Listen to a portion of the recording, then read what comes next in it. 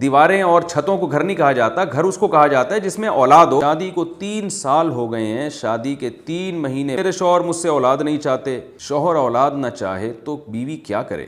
بسم اللہ الرحمن الرحیم۔ السلام علیکم ویورز، امید ہے آپ سب خیریت سے ہوں گے، ٹھیک ٹھاک ہوں گے۔ میرا نام ہے ناصر علی اور آپ دیکھ رہے ہیں AH reaction 88 YouTube channel. Viewers, آج کا ریئیکشن ہے مفتی طارق مسعود صاحب کا یہ بیان، جس کا ٹائٹل ہے کہ اگر شوہر اولاد نہ چاہے تو بیوی کیا کرے، بچہ اگر کوئی نہیں لینا چاہتا تو وہ کیا کرے۔ تو اسی سے ریلیٹڈ یہ ویڈیو ہے، آئیے دیکھتے ہیں مفتی طارق مسعود صاحب کی یہ ویڈیو۔ لیکن ویڈیو میں آگے بڑھنے سے پہلے چینل پر نئے ہیں، چینل کو سبسکرائب کر لیں، ویڈیو کو لائک کر لیں اور دوستوں کے ساتھ شیئر کر لیں۔ جن دوستوں نے میرا چینل سبسکرائب کیا ہوا ہے ان کا شکریہ، ان کا تھینکس، اسپیشلی فار پاکستان کے اندر، انڈیا کے اندر جتنے میرے سبسکرائبر ہیں ان کا شکریہ، ان کا تھینکس، بہت بہت دھنیہ واد۔ تو آئیے دیکھتے ہیں مفتی صاحب کی یہ ویڈیو۔ اگر آپ کے ذہن میں کوئی بھی سوال ہے، کوئی مسئلہ پوچھنا چاہتے ہیں، کوئی کمنٹ کرنا چاہتے ہیں تو کمنٹ باکس کے اندر کمنٹ ضرور کیجیے گا۔ تو لیٹس پلے۔ مفتی صاحب کے یوٹیوب چینلز کو سبسکرائب کیجیے۔ آسک مفتی طارق مسعود۔ کیا طلاق کی فرضی دستاویز سے طلاق ہو جاتی ہے؟ شوہر اولاد نہ چاہے تو بیوی کیا کرے؟ فرضی دستاویز۔ نورین اسلام آباد سے پوچھتی ہیں کہ میں اپنے شوہر کی دوسری بیوی ہوں، شادی کو 3 سال ہو گئے ہیں، شادی کے 3 مہینے بعد شوہر کے بھائی نے گھر میں بہت فساد وغیرہ شروع کیا تھا، جس کی وجہ سے ہم دونوں نے مل کر یہ سوچا کہ ہم انہیں دکھانے کے لیے خلا کا جعلی ثبوت بناتے ہیں۔ یعنی دوسری بیوی نے پہلے میاں کے ساتھ مل کر کہا کہ ہم خلا کے جعلی ڈاکومنٹ بنا کے پہلی بیوی کو دکھا دیں گے کہ بھئی علیحدگی ہو گئی ہے، تاکہ وہ ہماری زندگی میں مداخلت نہ کریں۔ چنانچہ ہم نے عدالت سے خلا کے پیپر بنائے، مجھے اتنی سمجھ نہیں تھی، میں نے بنا دیے۔ اس کے بعد ہم ساتھ رہ رہے ہیں، کیا ہمارا نکاح باقی ہے یا نہیں؟ نیز میرے شوہر مجھ سے اولاد نہیں چاہتے، جبکہ پہلی بیوی سے ان کے 4 بچے ہیں، 2 کو تو میں ہی پالتی ہوں۔ ان کی وجہ سے میں نے ماں باپ کو چھوڑا، مگر اب میں کوئی فیصلہ چاہتی ہوں، اس بارے میں رہنمائی فرمائیں۔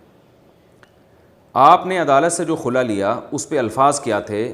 اگر یہ الفاظ تھے کہ میں اپنے شوہر سے خلا لیتی ہوں اور شوہر نے نیچے سگنیچر کر دیے تو وہ واقعی خلا ہو گیا اور ایک طلاق بائن ہوئی ہے، نکاح ٹوٹ گیا، اب دوبارہ نکاح کر سکتے ہیں، آئندہ 2 طلاقوں کا اختیار ہوگا۔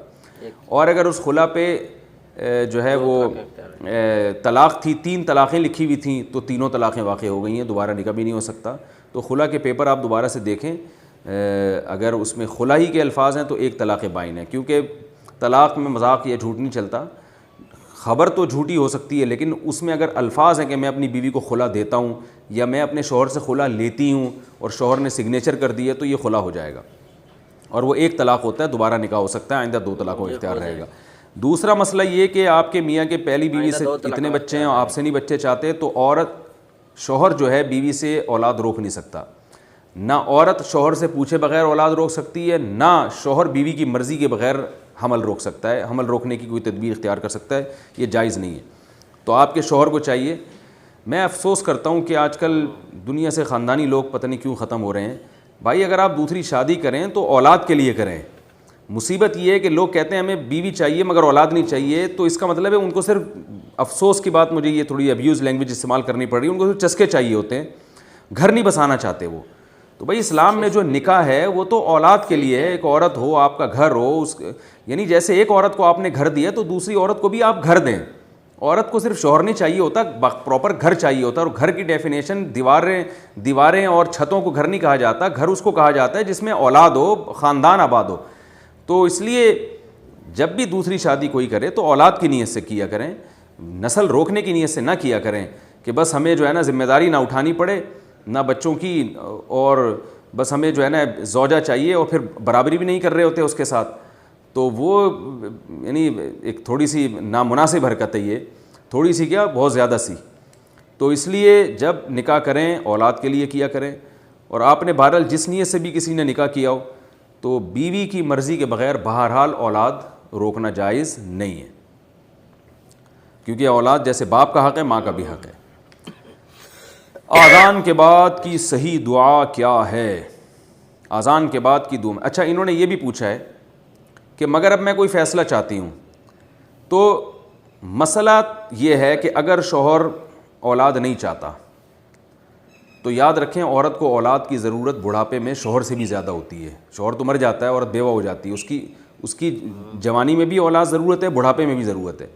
تو میں مشورہ دیتا ہوں کہ جو مرد اس طرح کا ظالم ہو اور وہ اولاد پیدا نہیں ہونے دیتا تو عورت کے لیے بہتر یہ ہے کہ وہ اس سے طلاق لے کے کہیں اور شادی کرے جہاں اس کو اولاد ملے. بہتر اس لیے کہہ رہا ہوں کہ اسلام میں نکاح کا بنیادی مقصد ہی نسل ہے, نکاح کا بنیادی مقصد ہی اولاد ہے. یہ جو اللہ نے مرد اور عورت میں شہوت رکھی ہے اس کا بنیادی مقصد ہی اولاد ہے. اور حدیث میں جو نکاح نہ کرنے سے روکا گیا ہے, نکاح کے بغیر زندگی گزارنے سے روکا گیا ہے, اس کی وجہ فقہا محدثین بیان کرتے ہیں. اس کی وجہ یہ کہ تاکہ نسل پیدا ہوتی رہے.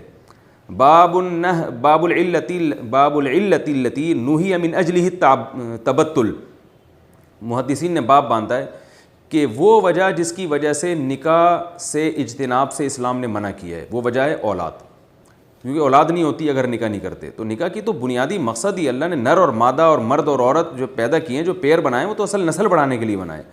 تو نکاح میں بہت بڑا مقصد, بلکہ سب سے بڑا مقصد اولاد ہوتا ہے. تو اس لیے اگر کوئی میاں زبردستی اولاد ہی نہیں ہونے دے رہا کسی عورت کی تو اس عورت کو چاہیے کہ وہ اس سے علیحدگی لے اور کہیں اور نکاح کرے. تو لیکن اس میں ایک بات یہ کہ یہ علیحدگی لینا واجب نہیں ہے, جائز ہے.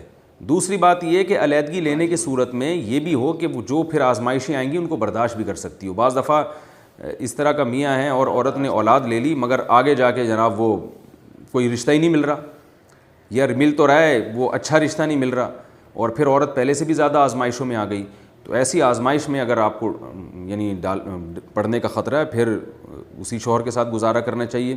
کیونکہ اصول جس اصول پہ انسان کو زندگی گزارنی چاہیے وہ اصول یہ ہے کہ جب دونوں طرف مصیبت ہو تو جو بڑی مصیبت ہوتی ہے اس کی وجہ سے چھوٹی مصیبت کو برداشت کیا جاتا ہے.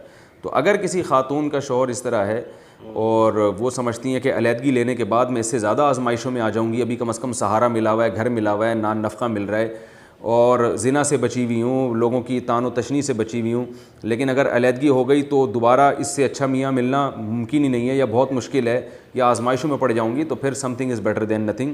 لیکن بہرحال شوہر کو پھر بھی گناہ ہوگا کہ وہ بیوی کی اجازت کے بغیر نسل کیوں روک رہے ہیں. تو ویورز میں امید کرتا ہوں آپ کو ویڈیو کی صحیح سمجھ آ گئی ہوگی. مفتی طارق مسعود صاحب نے صاف صاف بتا دیا کہ حمل روکنا جائز نہیں ہے.